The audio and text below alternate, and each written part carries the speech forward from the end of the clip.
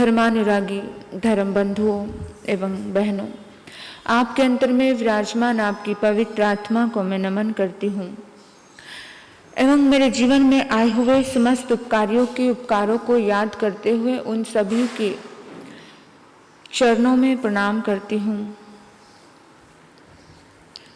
साधना की सीढ़ी पर चढ़ने के लिए प्रथम अध्याय था विनय। साधना की सीढ़ी पर चढ़े रहने के लिए, स्थिर रहने के लिए दूसरा अध्याय है परिसह विभक्ति। कष्ट जिंदगी में आएंगे, दुख जिंदगी में आएंगे ही। जिंदगी मिली है तो दुख है, जीवन है तो दुख है। जैन शब्दावली में शब्द को परिसह शब्द दिया। दूसरा अध्ययन, कल हम पहले अध्ययन का विवेचन कर चुके हैं, आज है दूसरा अध्ययन। दूसरा अध्ययन परिसह के नाम से है। परिसह शब्द का अर्थ है चारों ओर से आने वाले जो कष्ट हैं, उन कष्टों से प्रेम से, मोहब्बत से उन कष्टों को कैसे स्वीकार किया जाए, ये मार्गदर्शन परमात्मा ने इस अध्याय में हमें दिया। जो चारों ओर से कष्ट हमें आ रहे हैं, गृहस्थ जीवन में भी आते हैं और संत जीवन में भी आते हैं। दुख हर किसी के जीवन में होता है, साधक के जीवन में कह लो या संसारी के जीवन में कह लो। लेकिन जो कष्ट आ रहे हैं, उन कष्टों को हमें कैसे सहना, उन कष्टों को हमने फेस कैसे करना, उसका डायरेक्शन परमात्मा ने इसमें दिया हमें। मुख्य रूप से 22 परिसह हैं। देखिए, आप कहीं बाजार में गए, वहां पर आपका 2-4 हजार रुपए का नुकसान हो गया, तो क्या होता है? दुख होता है ना। अरे बेकार में नुकसान हो गया। लेकिन आप किसी धर्म सभा में गए और वहां जाकर के आपने 5,000 का दान दे दिया, दुख होगा? नहीं होगा। बस भगवान ने यही डायरेक्शन हमें दी है। भगवान ने कहा कि जो चीज तुमने चाही नहीं और वो हो जाए तो तुम्हें दर्द होता है, लेकिन जो चीज तुमने खुद से स्वीकार कर ली तो तुम्हें दर्द नहीं होता है। बस ये दर्द ऐसा ही है। बात समझ आ रही? जो ये दर्द हमारी जिंदगी में आ रहे हैं, हम खुद से स्वीकार नहीं कर रहे हैं, हम हर दर्द को इनकार कर देते हैं। इवन दर्द तो जीवन में आएगा, आपके विपरीत लोग तो आने ही वाले हैं। हर कुछ सब कुछ आपके मन के अनुकूल नहीं होगा। सब कुछ आप जैसा चाहोगे वैसा नहीं होगा। लेकिन फिर हम अपने माइंड को थोड़ा सा चेंज करें। जैसे उस व्यक्ति के 5,000 का नुकसान हुआ तो उसे दर्द हुआ, लेकिन जब उसने खुद दे दिया तो दर्द नहीं हुआ। जब कष्ट आया, दर्द आया, तो हमें दर्द हुआ। लेकिन जब हमने उस दर्द को खुद से स्वीकार कर लिया तो दर्द होगा क्या? होगा? नहीं होगा। जब हमने खुद से स्वीकार कर लिया, आ गया ना, ठीक है, तकलीफ आ गई ना, ठीक है, स्वीकार है। लेकिन गिड़गिड़ाते रहते हैं हम रोते रहते हैं, हम तड़पते रहते हैं। दर्द तो आएगा, लेकिन दर्द आने के समय में दर्द को आने का आहट सुनने की ताकत आपके पास होनी चाहिए। जच्चा, बुच्चा, नीचा, ये 3 शब्द आते हैं। सुनने की ताकत है क्या? पड़ोसी लोग राजा है, पड़ोसी राजा आक्रमण करते हैं, लेकिन राजा बड़ा सजग रहता है, क्योंकि आक्रमण तो करने ही वाले हैं, पर राजा को सजग रहना है। राजा को आहट समझ आनी चाहिए। जब राजा इतना सजग रहता है तो अपने आप को बचा सकता है। दर्द आएगा, उसकी आहट आपको पता होनी चाहिए। बीमारी तो आने वाली है, लेकिन बीमारी आने से पहले बीमारी की आहट अगर समझ आ जाए तो दर्द के जंजाल में उलझोगे नहीं। उस आहट को ही पहचानो, उस आहट को सुनो, सुनने की ताकत रखो कि वो आने वाली है, तो पहले ही कुछ प्रोटेक्शन करो। देखो, दर्द आएगा, सुख और दुख तो जीवन में है, लेकिन बुलेट प्रूफ जैकेट के जैसे हमें बुलेट प्रूफ जैकेट पहनने वाले को कितनी भी गोलियां लगे, गोलियां तो लगती है लेकिन गोली नुकसान नहीं करती है। आपने देखा मिलिट्री में जिन लोगों ने बुलेट प्रूफ जैकेट पहनी होती है उनके ऊपर बहुत सारी गोलियों का प्रहार होता है, लेकिन वो प्रहार अंदर तक नहीं जाता है। अगर हम अपने जीवन में आने वाले इन कष्टों को, ये परिसयों को, ये कष्ट और परिसय केवल संत के ही जीवन में नहीं है, ये गृहस्थ के जीवन में भी है। ये दर्द, ये तकलीफें गृहस्थ के जीवन में भी है, संत के जीवन में भी है। ये अध्ययन केवल संत के लिए नहीं बोला है, गृहस्थ के लिए भी बोला है। अब आप कहोगे गृहस्थ को कहां पे क्षुधा वेदनियां आ गई, लेकिन आता है भूख पर विजय प्राप्त करना। कैसे करते हो? अब नियम लिया है आपने कि शाकाहारी होटल में ही भोजन करना है ना, लेकिन शाकाहारी और मांसाहारी दोनों है। आप किसी सफर पे गए, आपकी परीक्षा होती है, लेकिन वो बात अलग है कि परीक्षा में पास नहीं होते। शाकाहारी भोजन और मांसाहारी भोजन, आप सोच रहे हो अभी होटल आएगा शाकाहारी, अभी होटल आएगा, अभी होटल आएगा, लेकिन कोई प्योर शाकाहारी, प्योर वेजिटेरियन कोई भी नहीं।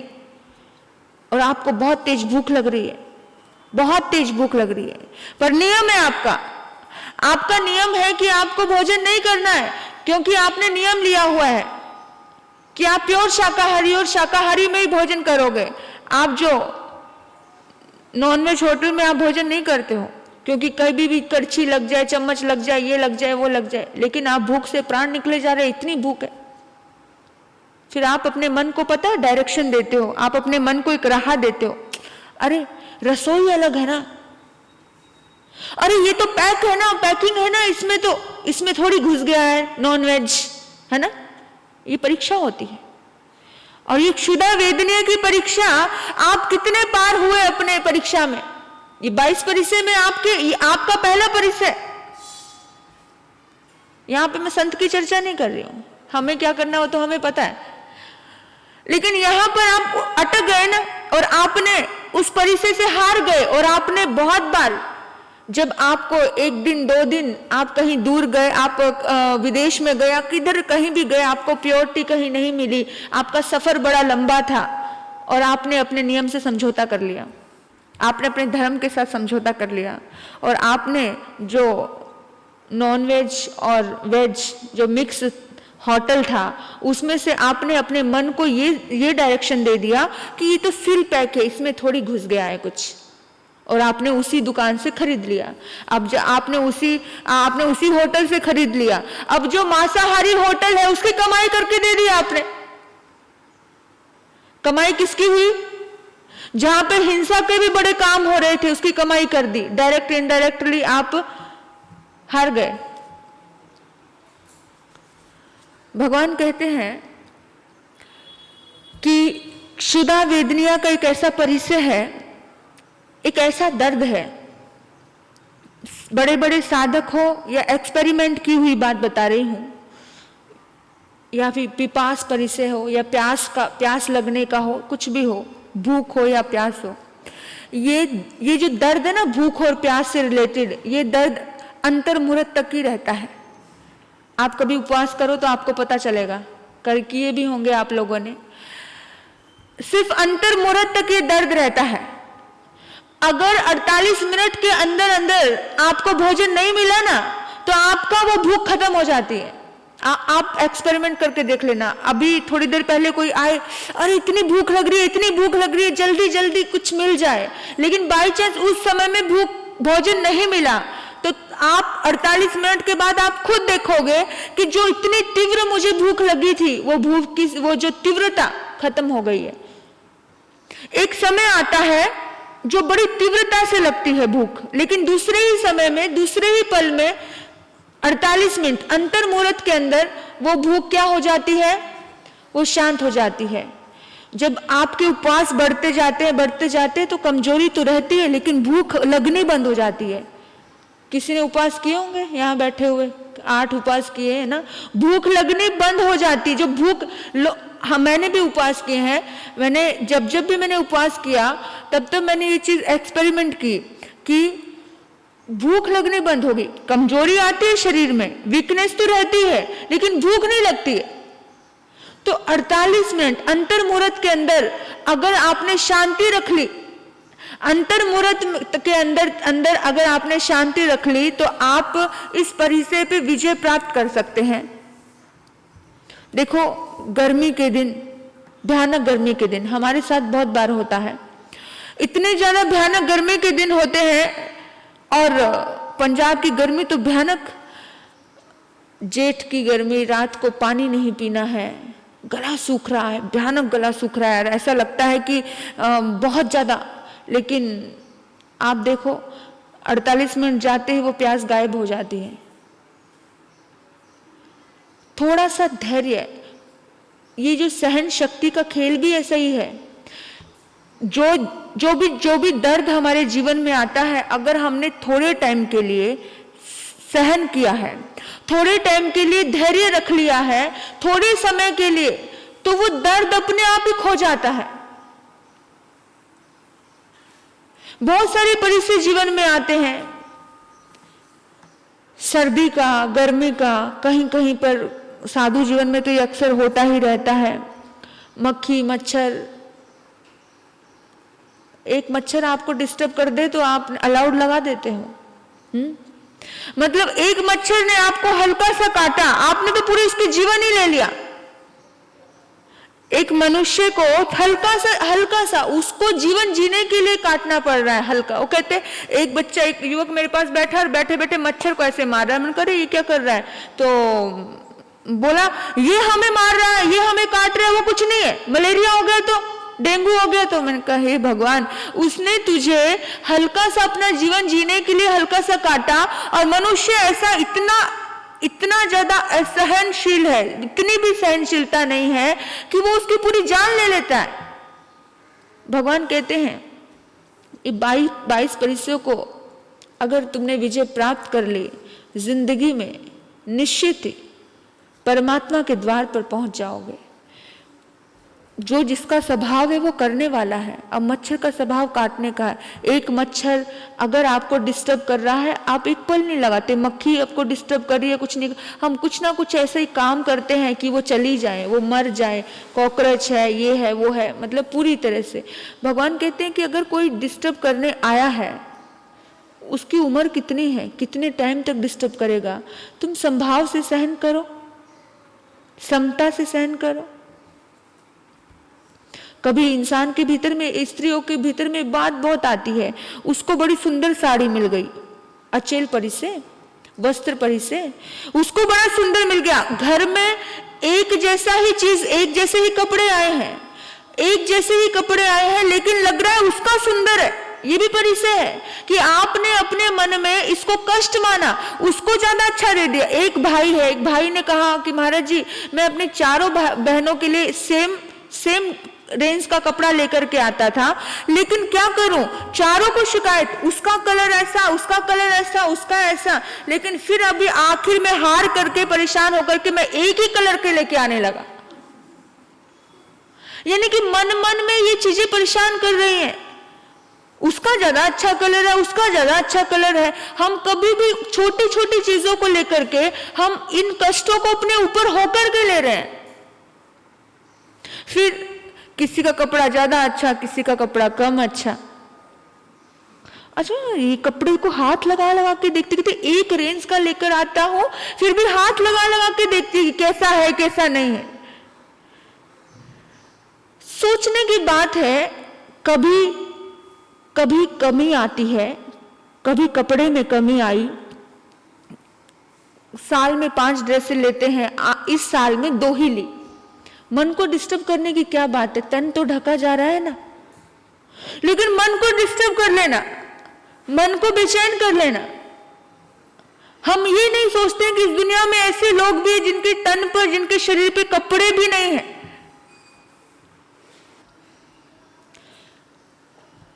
रति परिसय है, अरिति परिसय है, जो मानसिक डिस्टर्बेंस करता है। व्यापार में कह लो, रिश्तों में कह लो, परिवार में कह लो, ये परिसय है। ये आप लोगों के लिए भी है, हम लोगों के लिए भी है। लेकिन जैसे व्यापार में बहुत बार ऐसा होता है, जैसे कभी 50 लाख का नुकसान हो गया, करोड़ का नुकसान हो गया, और इंसान ऐसे बैठ जाता है, ऐसे बैठ जाता है कि बस अब जिंदगी जीना ही छोड़ देना है। मतलब इतना प्रेशर आता है, इतना प्रेशर आता है कि बस अब जिंदगी कहीं बची ही नहीं है। कभी कभी तो समाचार आते कि महाराज मतलब जीने की इच्छा ही नहीं है, इतना घाटा हो गया, इतना घाटा हो गया कि अब तो लगता है खत्म है जिंदगी। मैं उनको हमेशा एक बात बोलती हूँ, इस दुनिया में, इतिहास में बड़े बड़े राजे महाराजे हुए, बड़े बड़े राजे महाराजे हुए जिनका राज्य तक छिन गया था। तुम्हारे सिर पर छत तो है, उनके सिर पे छत तक नहीं रही थी। ऐसे लोग भी रहे इस दुनिया में। महाराणा प्रताप जैसे ऐसे राजा हुए जिनको जंगल में जाकर के, जिन्हें घास की रोटी खानी पड़ी थी। घास की रोटी कैसे बनाई?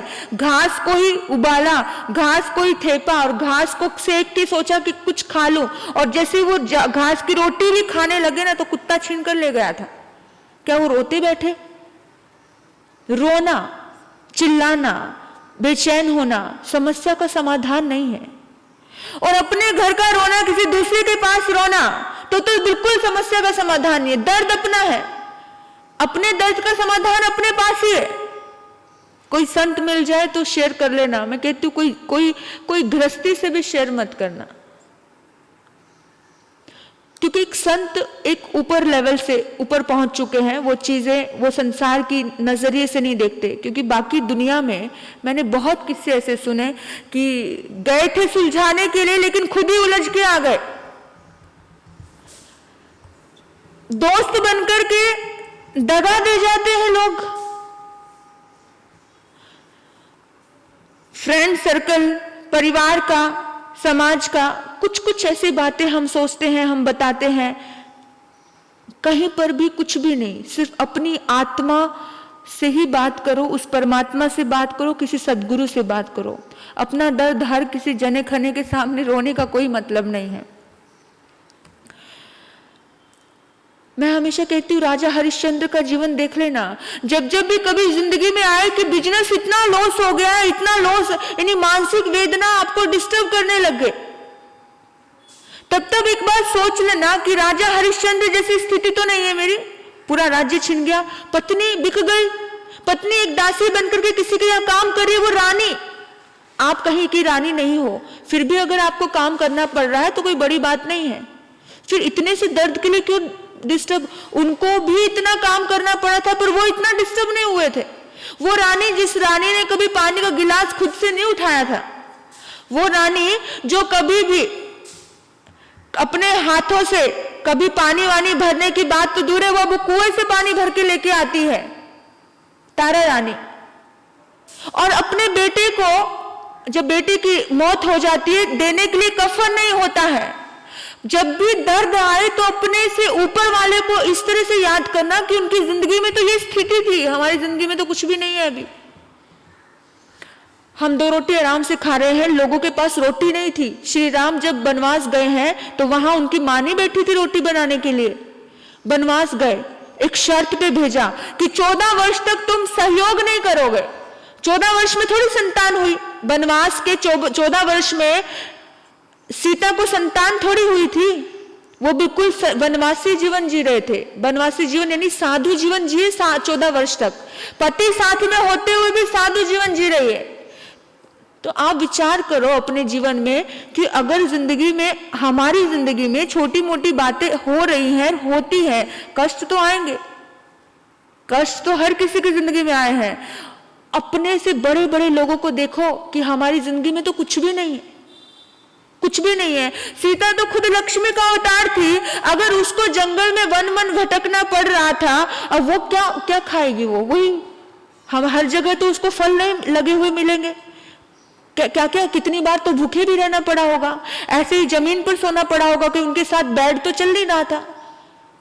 हम कभी भी, अपना दुख इंसान को बहुत बड़ा लगता है, लेकिन जब दुनिया को देखने जाओगे ना, तो इस दुनिया में इतना दर्द था, इतना दर्द है और रहेगा। मेरा गम तो बहुत कम है, परिचय यानी कष्ट, मेरे कष्ट तो इतने कम है, इतने कम है, कुछ है ही नहीं कष्ट। कष्ट तो बचे ही नहीं, अभी दर्द तो बचे ही नहीं। कहां बचे हैं दर्द? कहीं देखने को दर्द मिल रहा है वैसा, जो लक्ष्मी के अवतार को भी ऐसा दर्द सहना पड़ रहा है?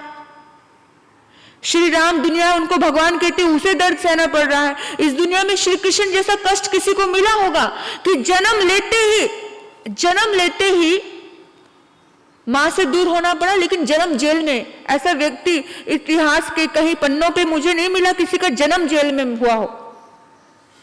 दर्द देखो कैसे कैसे लोगों को मिले हैं, और जिनको ज्यादा दर्द मिला वही निखरा है। तो कभी भी दर्द से बचना मत। अगर आया है दर्द तो स्वीकार करना। किसी गरीब से गरीब झोपड़ी में भी कोई बच्चा का जन्म होता है ना, तो टूटी थाली तो होती है बजाने के लिए, लेकिन श्री कृष्ण के जन्म पर तो वो भी नहीं थी, टूटी थाली भी नहीं थी। आप सोचो कि ये लोग जो राजघराने के बच्चे थे, उनकी जिंदगी में इतना दर्द आया। हमारी जिंदगी में अगर छोटा मोटा कष्ट आ गया तो इसमें रोने जैसी क्या बात है? छोटी छोटी बातों से आकर के बहुत बार आप, यहाँ की बात नहीं कर रही, यहाँ की बात आगे जाके करूंगी। बहुत बार महिलाएं आती हैं, रोती हैं, महाराज जी ज्वाइंट फैमिली है, ये नहीं है, वो नहीं है, ऐसा नहीं है। 2 रोटी तो मिल रही है ना, कपड़े पहनने को मिल रहे हैं ना, बच्चों की एजुकेशन हो रही है ना, फिर किस लिए बेचैन, अपने मन को बेचैन किस लिए करना? जितना समय मिले थोड़ा बहुत धर्म आराधना करो और अपने मन को प्रसन्न रखो। छोटी सी जिंदगी है, लोग लाखों वर्षों तक जीते थे, आज तो 70-80 साल बस। इतना उठाक पटाक, अपना बेचैनी, अपनी टेंशनें इतनी ज्यादा बढ़ा करके बैठे हैं, और पता नहीं श्वास कब खत्म हो जाए यही नहीं पता। और जब तुम मर जाओगे ना, तुम्हें ही नहीं पता तुम कहां गए, सब पीछे का धरा रह जाएगा। जाएगा जब तू जहां से, कुछ भी ना साथ होगा, 2 गज कफन का टुकड़ा तेरा लिबास होगा, कुछ भी नहीं। जब तुम गए ना, कितना भी अभी तक सार संभाल करके रख लो, 7 पीढ़ियों तक जमा करके रख लो, कुछ भी नहीं, लेकिन तुम्हें कुछ याद नहीं रहेगा अगला जन्म मिलते। ये मोह में पढ़ करके इंसान की आदत हो गई इतना खुद को दर्द देने की। क्यों दर्द देते हो? मैं तो सोचती हूँ बहुत बार, क्यों दर्द देते हो अपने आप को? खुशी से जियो, आनंद से जियो, ये हो जाए वो हो जाए। सोचो राजे महाराजों की ऐसी हालत कि उनको अपना राज्य छोड़ना पड़ा, अपना परिवार छोड़ना पड़ा, अपना संसार पूरी तरह से छोड़ना पड़ा। हमें क्या छोड़ना पड़ा? अभी भी हम अपने घर के अंदर ही बैठे हुए हैं, अभी भी हमारे आसपास बच्चे हैं, हमारा संसार है। क्या हमें जंगलों में भटकना पड़ रहा है? कुछ भी दर्द नहीं है, फिर किस लिए रोते रहते हैं, किस लिए आंसू? इतने दर्द में भी उनकी आंखों में आंसू नहीं आए, उन्होंने हर चीज को स्वीकार किया। तो हम छोटी छोटी बातों को इजीली क्यों नहीं लेते, क्यों लेट गो नहीं करते हैं? सोचो, हर पल अपने आप को यही संदेश दो, बहुत बढ़िया है, सब बहुत बढ़िया है, सब अच्छा हो रहा है, मेरे साथ अच्छा ही हो रहा है। कभी कितना भी दर्द हो तो भी अपने आप को एक ही संदेश दो कि सब बहुत बढ़िया है, सब बहुत अच्छा हो रहा है, ऑल इज वेल। ये वाक्य अपने भीतर में रखो कि मुझे अपने आप से संकल्प करो कि कभी भी कैसी भी स्थिति आ जाए, कुछ भी हो जाए, मैं अपना रोना किसी तीसरे चौथे के पास रोने नहीं जाऊंगा। कभी राजा हरिश्चंद्र, महाराणा प्रताप, श्री राम किसी के घर किसी के दूसरे के पास रोने नहीं गए, किसी के सामने नहीं। जो आई स्थिति, जो भी स्थिति आई, जो भी परिस्थिति आई, उस परिस्थिति को स्वीकार कर लिया और अपनी स्वस्थिति को बिगाड़ा नहीं। हम लोग तो एक पल में अपने भीतर की स्थिति को बिगाड़ लेते हैं। वो ऐसा बोलता है, वो ऐसा कहता है। हमें शब्द सहन नहीं होते। हमारी जिंदगी में शारीरिक कष्ट तो कुछ भी नहीं है। कोई आपको दिन 4-4 दिन 5-5 दिन भूखे रहना पड़ता है, ऐसा तो कभी जिंदगी में नहीं आया। क्यों रोते हो? और अगर कभी अतीत में कुछ ऐसा हुआ भी है तो उस अतीत को लेकर आज भी क्यों बैठे हुए हो? हम लोग ऐसे लोग हैं कि एक गम है, एक इतना सा दर्द है, इस दर्द को लेकर चाहो तो तुम महीना भर दुखी हो जाओ, चाहो तुम साल भर दुखी हो जाओ, और चाहो तुम अभी छोड़ दो, तुम्हारे हाथ में है। अब आप देखना है कि आपको क्या करना है। चाहना है अब भी छोड़ना है, इसी पल छोड़ना है। किसी ने कटु वाक्य बोल दिया, किसी ने अपमान कर दिया, अपमान परिचय है, ये भी परिचय है। किसी ने अपमान कर दिया और लेकर के बैठे रहे, आप ही अपने आप को दुखी कर रहे हो। उसने एक बार किया, उसने एक बार अपमान किया, आपके मन में आया मैं बड़ा था, आपके मन में आया मेरी भी कोई रिस्पेक्ट है, आपके मन में आया कि मैं भी कुछ मायने रखता हूं, और आप उस बात को लेकर के बैठे रहे। उसने एक बार बोला और आपने अपने आप को 1000 बार दुखी किया। उसने मुझे ऐसा बोला, ठक, उसने मुझे ऐसा बोला, ठक। आपने अपने आप को, अपने दिल को बार बार हथौड़ा मारा। उसने एक बार मारा उसने, सामने वाले ने एक बार मारा, है ना, एक बार दुख दिया, लेकिन आपने अपने आप को बार बार दुख दिया। उसने मुझे ऐसा कहा, ठक। फिर अकेले बैठे होगे, फिर याद करोगे, आप ही याद कर रहे हो, कोई दूसरा थोड़ी याद कर रहा है, आप ही। फिर उसने ऐसा कहा, ठक, मैंने क्या बिगाड़ा था, ठक, मैंने क्या किया था, ठक। अपने आप को मार रहे हैं ठक ठक करके, और फिर दर्द किसको दे रहे हैं हम? इल्जाम किसको दे रहे हैं? इल्जाम दूसरे को दे रहे हैं, दर्द खुद को दे रहे हैं, उसको पता भी नहीं है। मैं तो जिंदगी भर उससे बोलूंगी नहीं, मत बोलो। मैं तो भूलूंगी नहीं ये बात, मत भूलो। किसका जाएगा नुकसान? मैं इस बात को जिंदगी भर भूलूंगा नहीं भूलोगे तो दर्द पाओगे। इस अपमान को नहीं भूलोगे तो दर्द पाओगे। बुरे को जितनी जल्दी भूल जाओगे तो सुखी हो जाओगे। तो आप विचार करो कि जितनी जल्दी हो सके इन चीजों को छोड़ना है। आपको क्या लगता है, इतने बड़े बड़े इतने महान पुरुष हुए, क्या उनके जीवन में दर्द नहीं आया? बहुत दर्द आया, लेकिन भूल गए, उसी समय छोड़ दिया, उसी समय। एक चीज है, मैं इस पेंसिल को लेकर के कहूं, ये पेंसिल मुझे छोड़ती नहीं है, ये पेंसिल मुझे छोड़ती नहीं है। अरे भाई, मैंने छोड़ दिया और छूट गई, उसी टाइम छूट गई। ये दर्द मुझे छोड़ता नहीं है। महाराज, कुछ लोग आते हैं, महाराज जी दिमाग में घूमती ही रहती है बात। कैसे घूमती रहती है? आप अपने आप से जिस दिन संकल्प करोगे कि मुझे इस बात को घुमाना ही नहीं है, मुझे इस विषय पे चिंतन करना ही नहीं है, संकल्प करोगे जिस दिन, उस दिन उसी पल में वो छूट जाएगा, उसी पल में वो दर्द छूट जाएगा, उसी पल में वो परिचय आपको डिस्टर्ब नहीं करेगा। और जितने भी ये महापुरुष हुए ना, जिन्होंने 22 परिचयों को जीता है, उन्होंने संकल्प भी किया है कि मुझे कुछ भी हो जाए, मुझे इस चीज को फील ही नहीं करना, मुझे सर्दी को फील नहीं करना। और कुछ लोग तो सर्दी के समय में कपड़ा ही नहीं लेते, साधक आत्माएं। तो अब जितनी ज्यादा सर्दी जितना ज्यादा कहोगे उतनी ज्यादा लगेगी। अब सर्दियों के यहाँ, वैसे महाराष्ट्र में तो सर्दी है नहीं, गर्मी ज्यादा है। जितनी ज्यादा गर्मी, हाई गर्मी फील करोगे उतनी ज्यादा गर्मी फील होगी। फिर एसी की जरूरत पड़ेगी, उसकी जरूरत पड़ेगी। एक दिन लाइट ना आ जाए तो बेचैन सिर उठा लेते हैं। एक दिन ना आए, आप सोचो, एक दिन पानी ना आए घर में तो इतना बेचैनी आ जाती है। ये है वो, ये परिचय, पानी नहीं आना परिचय, संत को पानी नहीं मिलना परिचय, आपके घर पानी नहीं आना परिचय। एक दिन नहीं आए, उस समय में थोड़ी शांति रख लो। इतना सिर पे उठाने की क्या जरूरत है? जब आएगा वो आएगा ही, जब मिलेगा। एक दिन काम वाली नहीं आए तो काम वाले नहीं आए, वो परिचय है। उसको परिचय समझ कर सहन करो और प्यार से करो। डिस्टर्ब होकर करना तो है ही, रोके करो या खुशी से करो। वर्कर्स नहीं आए दुकान पर, हंस के करो या खुशी से करो, पर रो के कर लो। दो ही ऑप्शन है, एक सुख है एक दुख है। एक तो रो लो बैठ करके, चिल्लाते रहो और अपना मूड भी ऑफ करो, अपने आसपास का मूड भी ऑफ करो। लेकिन आपको संकल्प करना है कि जब नहीं आया ना कोई भी स्थिति, काम वाली नहीं आई, पानी नहीं आया, लाइट नहीं आई, कुछ भी, ये शास्त्र के वाक्य परमात्मा कहते हैं, इनसे तुम्हें समझना है जो भी नहीं हुआ है उसको स्वीकार कर लो।